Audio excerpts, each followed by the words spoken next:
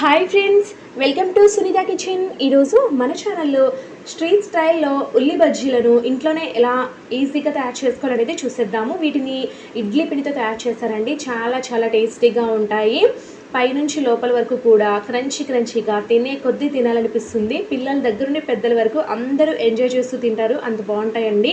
వీటిని ఇడ్లీ పిండితో చేస్తారు కాబట్టి వీటిని ఇడ్లీ పిండి బోండాలని కూడా పిలవచ్చు. కాకపోతే ఇందులో ఉల్లిపాయ ముక్కల క్వాంటిటీ ఎక్కువగా ఉంటుంది కాబట్టి ఉల్లి బజ్జీలు అంటారనమాట. ఇప్పుడు పర్ఫెక్ట్గా ఎలా తయారు చేసుకోవాలో చూసేద్దాము.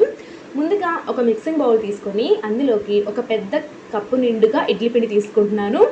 ఈ ఇడ్లీ పిండి వచ్చేసి మొదటి రోజుది కాదండి, రెండవ రోజుది. సో బాగా పులిసి ఉంటుంది కాబట్టి ఈ బజ్జీలకి చాలా టేస్ట్ వస్తుందన్నమాట.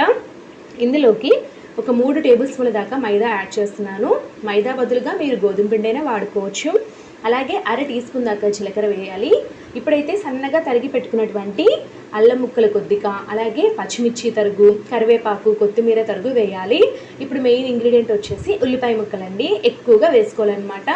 ఈ కొద్దిగా ఇడ్లీ పిండికైనా సరే బాగా ఎక్కువగా వేసుకోవాలి. అప్పుడే టేస్ట్ అంతా కూడా ఉంటుందన్నమాట. 2 పెద్ద సైజు ఉల్లిపాయలు తీసుకున్నానండి. ఇప్పుడు చివరిగా వంట సోడా వేసుకోవాలి. నేను ఇక్కడ సాల్ట్ అనేది యాడ్ చేయట్లేదండి. ఆల్రెడీ ఇడ్లీ పిండిలో సాల్ట్ అనేది ఉందన్నమాట. అంతే అనమాట, ఎక్కువగా వేయకూడదు. ఇప్పుడైతే బాగా కలుపుకోవాలండి.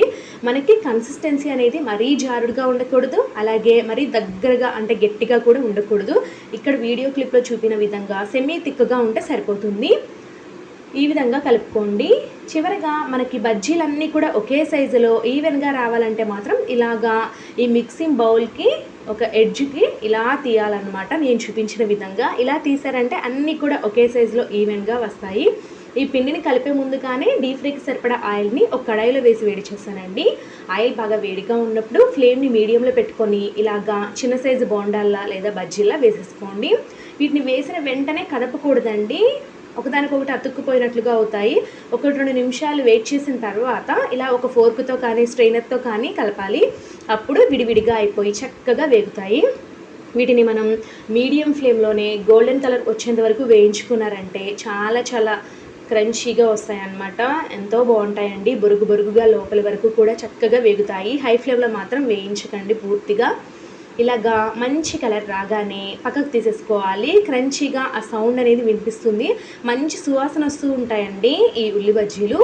ఇలా మంచి కలర్ రాగానే పక్కకు తీసేసుకొని మిగతా బ్యాటర్ని కూడా మనం మీడియం హీట్లోనే వేయించుకోవాలన్నమాట. ఇవి వేసిన వెంటనే ఒకదానికొకటి అతుక్కున్నట్టుగా అనిపిస్తాయండి. కంగారు పడాల్సిన అవసరం లేదు, కాసేపటికి విడిపోతాయి అన్నమాట.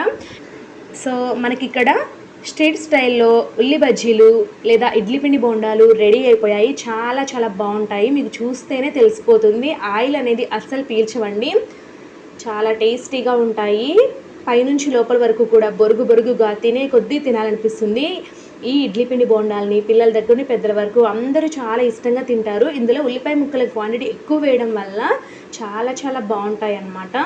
సో తప్పకుండా ట్రై చేయండి. పిల్లలకి ఈవినింగ్ టైంలో క్విక్గా చేసి పెట్టొచ్చండి. ఇంకొకటి ఏంటంటే ఇడ్లీ పిండి చేసిన మొదటి రోజు ఈ బజ్జీలను వేసుకుంటే అంత బాగుండవు. రెండో రోజు మూడో రోజు వేసుకుంటే పిండి బాగా పులుస్తుంది కాబట్టి ఈ బజ్జీలు చాలా టేస్టీగా వస్తాయి. ఈ టిప్ అనేది ఫాలో అవ్వండి.